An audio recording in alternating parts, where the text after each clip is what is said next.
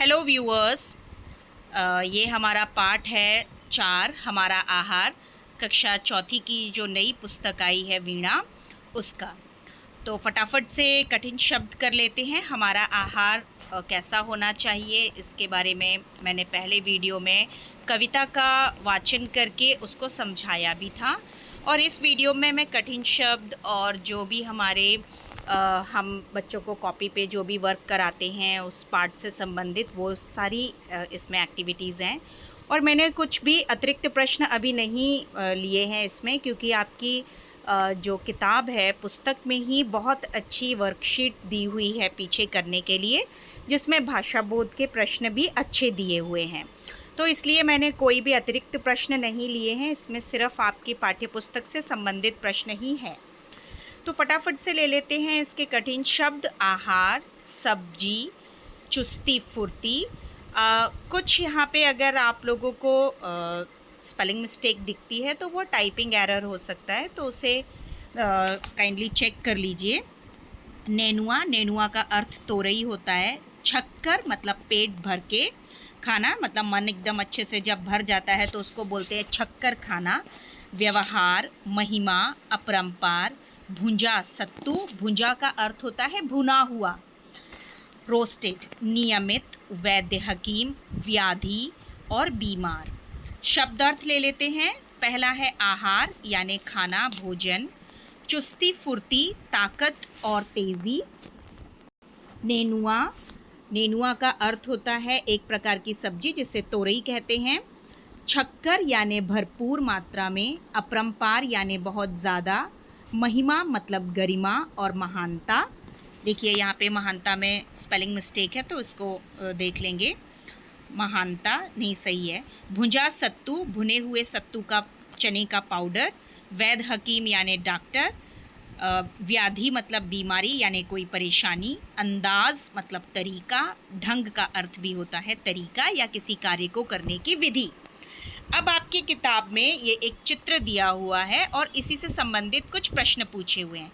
चित्र में आपको क्या क्या दिख रहा है? चित्र में हमें ढोकला, रोटी, सब्जी, अनेक प्रकार की सब्जियां, पापड़, डोसा, चटनी, छोले पूड़ी, लस्सी, मिठाई, दाल चावल आदि चीज़ें दिखाई दे रही हैं।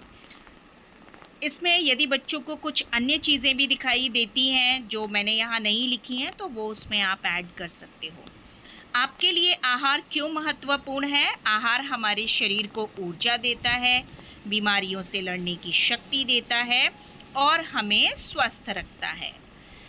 आपको क्या खाना पसंद है? अब यहाँ मैंने पर्सनल अपना लिखा है। मुझे पनीर की सब्ज़ी और रोटी बहुत पसंद है। हरी सब्जियाँ और फल भी मुझे पसंद हैं। आप अपनी मनपसंद जो भी चीज़ें हैं उन्हें आप लिख सकते हैं। खाने में सावधानी रखना क्यों आवश्यक है? खाने में सावधानी रखने से हमें किसी भी प्रकार की कोई तकलीफ नहीं होती है। घर का बना साफ सुथरा खाना और सही मात्रा में भोजन खाना चाहिए। गंदा और मात्रा से अधिक भोजन खाने से हम बीमार हो सकते हैं। क्या आपको लगता है कि केवल आहार ही हमें स्वस्थ रख सकता है या स्वस्थ कुछ और भी आवश्यक है? स्वस्थ रहने के लिए कुछ और भी आवश्यक है? अपने उत्तर का कारण भी बताइए। केवल आहार ही हमें स्वस्थ नहीं रख सकता है। स्वस्थ रहने के लिए व्यायाम, साफ सफाई, पर्याप्त पानी, पर्याप्त नींद यानी प्रॉपर स्लीप, समय पर पौष्टिक भोजन भी ज़रूरी है। ऐसा करने से हमारा मानसिक और शारीरिक विकास सही दिशा में होता है। अब ये आपकी पाठ्यपुस्तक के ही प्रश्न हैं। कविता के आधार पर नीचे एक तालिका दी गई है। दिए गए उदाहरण के आधार पर तालिका को पूरा करना है। जैसे एक तरफ आपको फलों के नाम लिखने हैं, साग सब्जियों के नाम, दूध से बने उत्पादों के नाम, दही, मक्खन, छाछ, घी, पनीर लिख सकते हैं आप। सलाद की सामग्री में गाजर, टमाटर, मूली, खीरा और जो आपको याद आए ये अपने आप इसमें यूज़ करते हैं सलाद में, उसको लिख सकते हैं। निम्नलिखित प्रश्नों के सही उत्तरों का चयन कर, ये आपके ऑप्शनल क्वेश्चन है, इसमें आपको सही उत्तर के आगे सेब का चित्र बनाना है। चावल, दाल और साग सब्जी खाने के लाभ हैं। शरीर चुस्त और फुर्तीला रहता है। गर्मी के मौसम में किन वस्तुओं का भरपूर सेवन करना चाहिए? कॉफ़ी और चाय छोड़ के खरबूजा, खीरा, ककड़ी सभी का करना चाहिए। हम खाकर कब पछताते हैं? जब अधिक खाते हैं। किन खाद्य पदार्थों को नियमित खाने का सुझाव दिया गया है? हमेशा जो खाते रहना चाहिए, भुंजा सत्तू, ठीक है, भुंजा सत्तू यानी भुना हुआ सत्तू। नीचे दिए गए प्रश्नों के उत्तर लिखिए। हमें फलों और फूलों के बगीचे क्यों लगाने चाहिए? हमें फलों और फूलों के बगीचे इसलिए लगाने चाहिए ताकि हमें ताज़े फल और फूल मिल सकें, जिससे हमारा शरीर अच्छा रह सके। बगीचे लगाने से हमारा पर्यावरण साफ रहता है और हमें भी ताजगी मिलती है। हमें भूख से, इसमें ज के नीचे नुक्ता आएगा, अधिक क्यों नहीं खाना चाहिए? हमें भूख से अधिक कभी नहीं खाना चाहिए, क्योंकि अधिक खाना खाने से हमारा पेट खराब हो सकता है और पाचन संबंधी समस्याएं हो सकती हैं। ताज़ा खाना हरदम खाओ, नहीं बहाना कभी बनाओ। इस पंक्ति के माध्यम से क्या संदेश दिया गया है? इस पंक्ति के माध्यम से हमेशा ताज़ा और पौष्टिक भोजन खाने की बात कही गई है।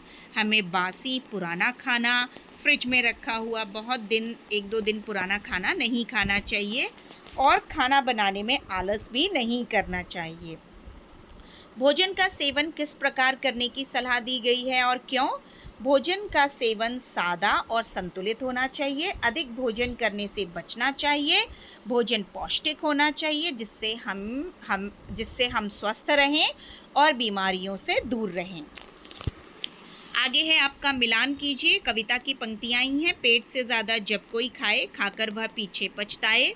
खरबूज, तरबूज, ककड़ी, खीरा गर्मी की हरते हैं पीड़ा। ऐसा हो अपना आहार, खाकर हम ना पड़े बीमार।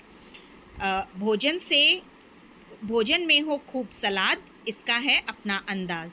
जब खाते हैं ढंग से खाना, व्याधि को ना मिले बहाना। नीचे दी गई साग सब्जियों को पहचानना है। इसमें टमाटर, हरी मिर्च, शिमला मिर्च, चुकंदर, मूली, बैंगन, लहसुन, प्याज, कद्दू, पत्ता गोभी, मूली, ये शिमला मिर्च नहीं, इसे क्या कहते हैं, चुकंदर है, लहसुन है, आलू हैं, ठीक है। नीचे दिए गए कथनों में हाँ और ना जी ना लिखना है।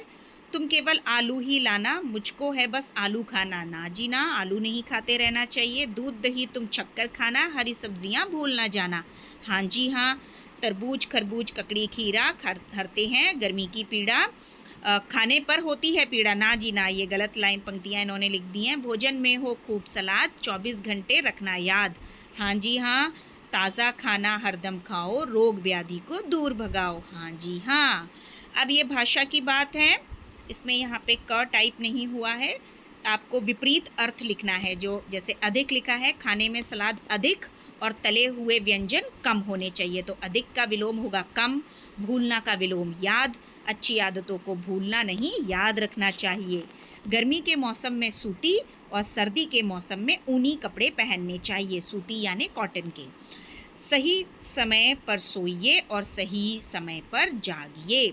अब आपको इत प्रत्यय लगाना है। इत, जैसे नियम में इत प्रत्यय लगाने से नियमित शब्द बन गया, तो उसी प्रकार से शिक्षा में शिक्षित हो जाएगा। चर्चा चर्चित, प्रमाण प्रमाणित, मोह मोहित, सुगंध सुगंधित। यहाँ पे अध्यापक गण जो हैं वो उपसर्ग और प्रत्यय की छोटी सी वर्कशीट करा सकते हैं व्याकरण से। वर्ण पहेली में दिए गए शब्दों के समान अर्थ ढूंढने हैं। भोजन का, आहार का अर्थ होता है भोजन, सब्जी होती है तरकारी, जब वो बन जाती है तो उसे तरकारी कहते हैं। हरदम का अर्थ होता है हमेशा, पीड़ा दुख, बाग उपवन और अपरंपार का अर्थ होता है असीम। और उन्हीं से संबंधित आपको इसमें वाक्य भी बनाने हैं, जैसे भोजन, भैया ने बहुत स्वादिष्ट भोजन बनाया। हमेशा, हमें हमेशा सच्चाई बोलनी चाहिए या सत्य बोलना चाहिए। उपवन, हम छुट्टी के दिन उपवन में खेलने गए। तरकारी, दादी ने आज आलू की तरकारी बनाई यानी सब्जी बनाई। दुख का अर्थ होता है पीड़ा होना, उसके खिलौना टूट गया तो उसे बहुत दुख हुआ। असीम का अर्थ होता है बहुत ऊंचा, तो आसमान की ऊंचाई असीम है, मतलब असीम जिसे हम नाप नहीं सकते, है ना। नीचे दिए गए शब्दों में से आपको केवल वर्ण बदलकर फल या साग सब्जी का नाम लिखना है। जैसे आलू भालू का आलू, मीरा खीरा, चौकी लौकी, मकड़ी ककड़ी, मेला केला, जाम आम, लंगूर अंगूर, गोली गोभी, जेब सेब, चालक पालक, नीची लीची, अंतरा संतरा। ठीक है। अब यहाँ पे आपको चित्र बना हुआ है एक पौधे का, उसके नाम आपको लिखने हैं। अंग्रेजी में तो आपने कई बार लिखे होंगे और हिंदी में भी आपको पता होने चाहिए। फूल है, तना है, पत्ती है, फल है, जड़ है, और जो पत्तियाँ होती हैं पेड़ की, वो सूर्य की सहायता से पूरे पूरे पेड़ के लिए भोजन बनाती हैं, इसीलिए उन्हें किचन ऑफ द प्लांट भी कहा जाता है। नीचे दिए गए चित्र को देखकर 10 वाक्य अपनी उत्तर पुस्तिका में लिखना है। इस प्रकार की ये वर्कशीट जो आपकी किताब में दी है ये बहुत ही अच्छी हैं। इससे बच्चों को लिखने की आदत बनती है। देखिए इसमें यह चित्र बाजार की सुंदर झलक दिखाता है। इससे इस तरह के वाक्यों से आपको वाक्य निर्माण करना आएगा। यहाँ कई लोग फल और सब्जियाँ खरीद रहे हैं। एक महिला अपनी बेटी के साथ ताज़ी सब्जियाँ खरीद रही है। एक विक्रेता ठेले पर सब्जियाँ बेच रहा है, यह सब्जी वाला है। दूसरी ओर एक फल बेच रहा है विक्रेता। बच्चे गुब्बारे लेकर खुश हैं। बाजार में लोग आपस में हंसते खेलते दिख रहे हैं। सभी लोग गर्मी में छांव के पेड़ की छांव के नीचे बैठे हुए दिख रहे हैं, है ना। और बाजार की जगह साफ सुथरी और रंगीन वस्तुएं दिख रही हैं। यह चित्र गांव की सरल और सुखद जिंदगी को दर्शाता है। इस तरह के वाक्यों का निर्माण करने से बच्चों को बहुत अच्छी तरह से हिंदी लिखना आ जाता है, और जिसमें फिर उनकी मात्राओं की अशुद्धियाँ भी नहीं होती हैं। यदि आप लोग चाहते हैं कि मैं इस पाठ के कुछ अतिरिक्त प्रश्न भी लेकर के आऊँ, तो मुझे आप कमेंट करके ज़रूर बताना। अगले वीडियो में फिर मिलेंगे, तब तक के लिए बाय बच्चों।